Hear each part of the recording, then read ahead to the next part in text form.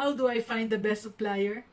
Alam mo, akala ko noon, the best supplier ay yung pinakamura. Kaya super canvas ako noon tuwing may bibilhin ako at saka super tawad. Kasi akala ko noon, pag napamura ako, mas lalaki ang aking mga profits. Pero sa katagalan ko sa business, eto ang natutunan ko. Yung mga murang ingredients ay usually mabababa ang quality. Pati quality ng products ko bumababa na rin. Kaya ang resulta, customer complaints. At yung ibang mga customer, hindi na nagko-complain. Umaalis na lang. Hindi pala sulit ang mag-rely lang sa suppliers na pinakamura. Mas importante pala yung quality ng stocks nila, yung reliability at saka yung kanilang trustworthiness at yung madaling kausapin. Especially yung mga supplier na kapareho namin ng values tulad ng quality, consistency at saka integrity. Ang mga tinitinda namin, alam nyo, hindi naman mura eh. Pero binabalikan pa rin kami ng mga suki namin dahil kilala nila kami sa aming mga values, quality, consistency at integrity.